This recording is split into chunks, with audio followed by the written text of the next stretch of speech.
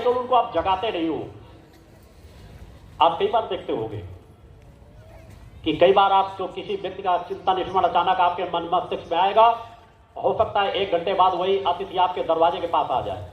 आपका बेटा बेटी हो, रिश्तेदार हो, आपके मित्र हो, गुरु भाई बहन हो, वो आपके पास आया नहीं, उसको आपने देखा नहीं, मगर आपके अंदर उसके बारे में सोच और विचार चलने लगती है और थोड़ी देर बाद वो आ जाता है। विचार सब चलने लगते, हो सकता है थोड़ी देर बाद उसका फोन आपके पास आ जाए। टेलीपैथी की प्रक्रिया आपके अंदर है। आप चेतना तरंगों को जिस तरह आप मोबाइल के माध्यम से बात कर लेते हो, चाहे जहां पर देश विदेशों में, उसी तरह अपनी चेतना तरंगों को भी दूसरे के पास भेज सकते हो और दूसरे की चेतना तरंगों से आप भी प्रभावित होते हो। अतः अपनी चेतना तरंगों को और व्यापक बनाओ।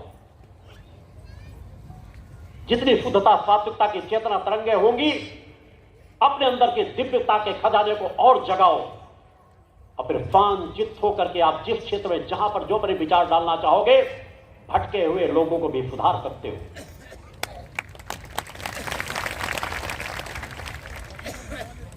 आपके पास सब कुछ क्षमताएं हैं, सोचने, समझने, निर्णय लेने की, तरंगों की।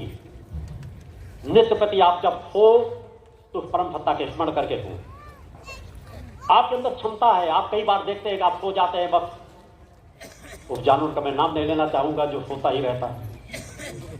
आप सब समझ रहे हैं, जो सूर्योदय के समय भी सोता रहता है, लोग उसी को उदाहरण देते हैं। ऐसा मत सो। जब सो तो एक निर्णय लेकर सो कि मुझे इतने बजकर इतने मिनट इतने सेकंड पर जगना। आप स्वयं देखोगे, आपके आदेश पर आपकी आत्मा कार्य करती है। आपको उतने मिनट उतने सेकंड पर आपकी आत्मा जगाएगी जरूर। अभ्यास करके देखो। मुझे कभी अलार्म घड़ी की आवश्यकता नहीं पड़ी। मैं जब जितने मिनट जितने सेकंड पर चाहता हूं, उतने मिनट उतने सेकंड पर जगता हूं। अभ्यास करो। आपके अंदर वो गुण मौजूद है, केवल उन गुणों को जगाने की जरूरत है। मगर वो गुण तभी जगेंगे जब शुद्धता, सात्विकता, पवित्रता का जीवन जियोगे। अपने अंदर की क्षमताओं को जगाना सीखो। अनित अन्याय अधर्म के विरुद्ध आवाज उठाना सीखो। हम बहुत अत्याचार सह चुके हैं। उस अत्याचार से सबसे पहले अपने आप को मुक्त कराओ। केवल बाहरी अत्याचारों से अधिक हमने अपने ऊपर ही अत्याचार कर रखे हैं, अपनी आत्मा भी अत्याचार कर रखे हैं। तो पहले अपने आप से लड़ना सीखो। अपने एक एक गुण को दूर भगाओ कि मुझे इतने समय जगना है तो जगना है। आलस से मुझे दूर भागना है। मुझे नशे मांस का सेवन नहीं करना। मुझे निगेटिव विचारों में नहीं रहना। मुझे गंदी फिल्में पिक्चर नहीं देखनी। हर पल सोच में रहो। मुझे अपने समय को नष्ट नहीं करना। एक एक पल का उपयोग करो। हर आधे घंटे बाद देखो कोई निगेटिव विचार तो मेरे मन मस्तिष्क पे नहीं चल रहे, उन विचारों को छोड़ दो। दूसरे विचारों को तत्काल अच्छे विचारों को ग्रहण करो। आप कपड़े पहने रहते हो, कहीं धूल की कोई चीज लग जाती है, मिट्टी लग जाती है, तुरंत उसे झाड़ देते हो। बाहर से ज्यादा अपने अंदर जो अपवित्रता जा रही है उसे झाड़ना जिस दिन सीख जाओगे, उस दिन तुम्हारा जीवन संवरने लग जाएगा। बाहर से कई गुना ज्यादा अंदर को पवित्र बनाओ। तुम बाहर से गोरे हो, काले हो, कैसे हो, ये मायने नहीं रखता। तुम अंदर से कैसे हो वह मायने रखता है। वही तुम्हारे संस्कारों को दिशा देगा, वही तुम्हारे आगे आने वाली पीढ़ी को दिशा देगा, बच्चों को दिशा देगा, बच्चों को संस्कारवान बनाएगा। अतः अंदर की पवित्रता पर सजग हो जाओ। ये तो हमारे धर्म ग्रंथ कहते हैं, ये तो हमारे ऋषियों मुनियों ने कहा है कि अपने अंदर के खजाने को तलाशो, उसे पकड़ो, समझो, अपने अंदर की दिव्यता को जगाओ। धैर्य धर्म पुरुषार्थ का कभी त्याग न करो। जो साधक अपने जीवन में धैर्य धर्म पुरुषार्थ का त्याग नहीं करता, वह हर समस्या का समाधान खोज लेता है। वह कभी जीवन में पराजित नहीं होता, और पराजित भी होगा तो फिर पुनः उठ खड़ा होगा। पराजित होने से किन कमियों को जब हुआ है, धैर्यता के साथ धर्म का सहारा लेकर के पुनः अपनी जीत को हासिल कर लेगा। अतः जीवन में धर्म, धैर्य और पुरुषार्थ का कभी त्याग मत करो किसी परिस्थिति में। व्यथित मत हो, भाव को जगाओ, भावुकता को नहीं कि समस्याएं आ गई तो बहुत बड़े माँ के भक्त बन गए, गुरु के भक्त बन गए। तुम समस्याओं में तुम्हारे अंदर की भक्ति जागृत हो जाती है और बाकी समय फिर वही स्थितियां बनी रहती है। पहले इतनी भक्त करो कि जब समस्याएं आए तो और प्रपंचित हो जाओ कि इस समय मुझे क्या सोचना। जो सोचना सोचने वाली शक्तियां मौजूद हैं, मेरी गुरु सत्ता है, परम सत्ता है, मुझे तो अपने नित्य प्रति की तरह अपना जीवन जीना है। जिस तरह नित्य प्रार्थना करता हूं उस तरह आज भी प्रार्थना करूंगा। अगर मेरे हित में होगा तो जगत जिनी स्वयं सोच लेगी। अतः किसी परिस्थिति में व्यथित मत हो। लाभ, हान, जीवन, मरण, ये सब प्रकट सत्ता के चक्र चल रहे हमारे कर्मों के अनुसार। अतः उनमें व्यथित मत हो। सत्य को सत्य के रूप में धारण करो। दीपावली के दिन किसी का कोई परिजन खत्म हो जाए, वो दीपावली मनाना बंद कर देता। किसी देवी देवताओं के स्थानों पर गए हुए हों, रास्ते में एक्सीडेंट हो जाए, उन मंदिरों में जाना बंद कर देते हैं। कितने बड़े दुर्भाग्यशाली हो। कहां तुम्हारी सोच है? किस सोच का जीवन जीते हो? अगर कोई व्यक्ति अच्छे तीर्थ दिन त्योहार को समाप्त हो जाए तो उस दिन त्योहार को तो और अच्छे से मनाना चाहिए कि हमारे पति सौभाग्यशाली थे, उन्होंने जीवन का जब त्याग किया तो अच्छे दिन त्याग किया, अच्छी तिथि में त्याग किया, अच्छे स्थान की ओर यात्रा कर रहे थे, धार्मिक स्थल पे जाकर के शरीर का त्याग किया। और तुम क्या चाहते हो? तुम्हारे पूरा तुम्हारे बेटे बेटी, माता पिता, पति पत्नी गटर में जाकर के मरे? खराब। इस मानसिकता को बदलना होगा। उन त्योहारों को अगले आने वाले त्योहार से और अच्छे से मनाओ कि हमारे परिजन सौभाग्यशाली थे, उन्हें महत्वपूर्ण दिन प्राप्त हुआ। इनसे दूर मत हटो। छोटे छोटे विचार आपके जीवन को बदल देंगे। अतः लाभ, हान, जीवन, मरण, कोई परिस्थिति आ जाए उसे देवी देवताओं पर अनास्था मत पैदा करो। देवी देवताओं को लोग पूजना बंद करते हैं। हम इतने दिन पूजा पाठ करते थे, हमारा बेटा खत्म हो गया, हमारी बेटी खत्म हो गई, हमारा पति खत्म हो गया, हमारी पत्नी खत्म हो गई, तो क्या उस परम सत्ता ने तुमको ठेका दे रखा है क्या कि तुम्हारा बेटा इतने दिन जिंदा रहे, तुम्हारा पति इतने दिन जिंदा रहे, तुम्हारी बेटी इतनी दिन जिंदा रहेगी? इतनी कौन सी तुमने पात्रता हासिल कर दी? इतना अधिकार कब दिया गया आपको? यह अधिकार तो किसी धर्म ग्रंथ नहीं कहते कि अधिकार आपको दे रखा गया है।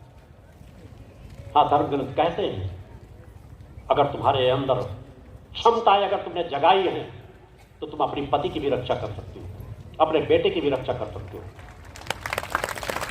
वैसा जीवन जीते हो, वैसी पात्रता है। अन्यथा प्रगति करता है, जिसका जो कार्य उसे करने दो।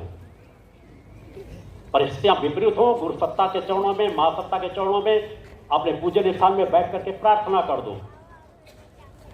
जो अधिकार हमारा है नहीं, उस अधिकार पे हस्तक्षेप मत करो। वो तो अभी जवान था, खत्म हो गया, तो क्या बुढ़ापे में खत्म होना ही अच्छा होता है क्या? कि कुड़ कर मरते, उठते, चार बेटे उनको उठाते, भी बैठालते, सेवा करते, खाना न खा पाते, बिस्तर में पड़े पड़े लेटे लेटे वहां पर गंदगी फैलाते। अरे उसको जब जाना हर पर प्रसन्नचित्त रहो। जीवन का एक एक पल ऐसा जियो कि जीवन का हर क्षण जीवंत हो जाए और अगले क्षण मृत्यु आने वाली हो तो हंसते हंसते मृत्यु को अपने आगोश में ले लो। जिस दिन तुम मृत्यु का भय त्याग दोगे उसी दिन जीवन का आनंद प्राप्त कर पाओगे। मृत्यु से कैसा भय? जीवन मिला तो एक दिन मृत्यु आएगी ही। अतः हर पल मृत्यु का स्वागत करने के लिए तैयार रहो कि मेरी मृत्यु आए, मेरे बेटे बेटियों की मृत्यु आए, मेरे पति पत्नी की मृत्यु आए, जब आनी है उससे पहले नहीं आएगी। अतः जब आ जाए तो व्यथित मत हो, सिर्फ अपना कर्म करो, आनंद मिलेगा। सत्य को सत्य के रूप में धारण करो, हर घर को संवारने का कार्य करो। बूंद बूंद से घट भरता है, प्रयास करोगे सब कुछ बदल जाएगा। नफरत का भाव समाज के प्रति ना हो। हमारा सनातन नफरत करना नहीं सिखाता। जय श्री राम के नारे लगा करके उग्रता मत आने दो, चेतना को धारण करो। हमें किसी समाज को नीचा नहीं दिखाना। अगर चेतनावान होगे तो कोई आक्रांता आप पर शासन नहीं कर पाएगा। जिहादियों को मुंहतोड़ जवाब दे पाओगे। हमारा शत्रु इस्लाम नहीं है, ईसाई नहीं है, सिख नहीं है। सभी धर्म अच्छी चीजें सिखाते हैं। जो अच्छी विचारधारा के लोग हैं उनका स्वागत करो, मगर जो जिहादी हैं उनका डट करके विरोध करो। सरकारें क्षमतावान हैं, सरकारों की सहायता करते हुए ऐसे लोगों को, गलत लोगों की पहचान कराओ। अपराधी कहां छिपते हैं? आपके गली पड़ोस, आस पड़ोस में कहीं जानकारी मिलती है, सरकार को जानकारी दो, कानून के दायरे में उनको लाओ। अपने घरों की इतनी ताकतवर बनाओ, अपने बेटे बेटियों की इतनी ताकतवर बनाओ, किसी की हिंसा करने के लिए नहीं, अपनी रक्षा करने के लिए, कि हम स्वयं इतने ताकतवर हों कि हम आने वाले शत्रुओं का सामना कर सकें। जिस दिन वह ताकत हासिल कर लोगे, तुम्हें किसी की क्षति पहुंचाने की जरूरत नहीं। सरकारों को बाध्य करो कि जल्द से जल्द नागरिकता कानून लाएं। एक एक व्यक्ति की तलाश होना चाहिए, कौन इस देश का है, कौन दूसरे देश से आया हुआ घुसपैठिया है। जगह जगह पर जिहाद हो रहा है, इस्लाम को बदनाम कर रहे हैं। जगह जगह भूमाफिया इस्लाम के नाम पर जिहाद किया जा रहा है। कहीं पर रोड के किनारे 4 ईंट एक पत्थर रख देंगे, कलीबी बाबा, जलीबी बाबा, न मालूम कहां के बाबा वहां पर प्रकट हो जाएंगे, उनके नाम की मजार बन जाएगी, जबकि वहां कोई नहीं होगा। कौन कौन से पीर बाबा कौन ये आ गए, अब वहां पे दिखाकर सब सनातनी वहां जाकर सर झुकाने लग जाते हैं। डर पैदा कर दिया था, गाड़ी वाले जाते हैं, अरे पीर बाबा की दरगाह है, अगर वहां गाड़ी नहीं रोकोगे तो आगे जाके एक्सीडेंट हो जाएगा। तो तुम्हें अपने आप पर विश्वास नहीं, अपनी सनातन की शक्तियों पर विश्वास नहीं। जहां ऐसा डरा है वहां बिल्कुल गाड़ियां मत रोको, तुम्हारा कुछ नहीं होगा, क्योंकि ना वहां पीर बाबा बैठे हैं ना कोई बैठा है। जमीन का जिहाद कर जगह जगह भूखंड कवर करने के लिए अलग अलग तरीके से ला ला करके इस तरह की मजारें बनाई जा रही हैं। अच्छी मस्जिदों का सम्मान करो। जो मस्जिदें कहीं आक्रमण करके न बनाई गई हों, किसी के अतिक्रमण की जमीन पर नाजायज तरीके से न बनाई गई हों, मंदिरों के ऊपर न बनाई गई हों, ऐसे जितने मस्जिदें बने कोई फर्क नहीं पड़ता। मैं इस्लाम धर्म के लोगों से कहता हूं कि जमीन की कोई कमी नहीं है, आप जगह जगह मस्जिदें बनाइए, मगर सच्चाई ईमानदारी से बनाइए। जिहादियों के पैसे का सहयोग लेके मत बनाइए। मैं अपने आश्रम में हर पल कहता हूं कि जिस इस्लाम धर्म के मानने वाले लोगों को जितनी बार आना आए, मेरे आश्रम में आए, उन्हें कोई जगह नहीं मिलती, मेरे मंदिर में मैं जगह दे दूंगा, वो नवाज अदा करें। इसी रूप से कि इसका स्मरण करना, भगवान के स्मरण करना, खुदा के स्मरण करना, किसी भूमि में बैठ करके करें, क्या फर्क पड़ता। मगर अगर चाहें कि हम आश्रम में एक मस्जिद बना ले तो कतई अनुमति नहीं।